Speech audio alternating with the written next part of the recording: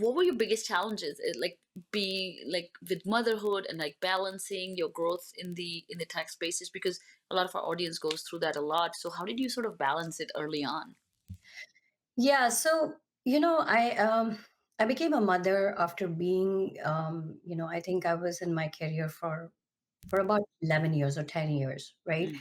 And after 7 or 8 years, you kind of reach an inflection point in your career because you're kind of trying to figure out, where do I really fit in? The first few years is more like trying to, like, you're just trying to basically get a sense of, like, what is it that you're wanting to do? Or like, okay, you just jump in and you're just executing at that point in time. You're not really thinking. But at the seventh or eighth year mark, you kind of like start to inflect and see, okay, is this really what I want to do? Or is there something different that I want to do?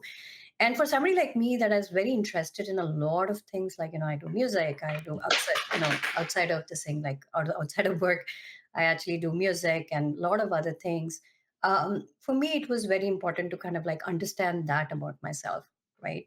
And I think I joked about this in earlier in the year, when I started with you. I was like, Prasha, where were you in like 2011, when, I was actually looking for clarity. Right. And I think the biggest thing is that it's a journey towards clarity. Like, sometimes you think that clarity will just come like that, but it doesn't. And it's a journey that you go through a bunch of different experiences to kind of like come to that. And so around the time when I was having inflection, and then I had to balance motherhood, and it was not easy because you're kind of like trying to balance a child with your personal commitments to your professional commitments. And when kids are younger, they require a lot more attention and things like that, right? So it was hard. I will not lie about that. It was hard.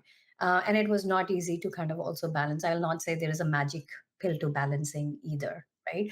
But I think what I had in me was a gut or a trust in myself to say that, you know what, I have to figure this out. Like, whatever it takes, I have to figure it out. Mm. And that's what really drove me to kind of like do whatever I had to do. Like, there were times when I gave more time to my kid, but there were times when I gave more time to my professional.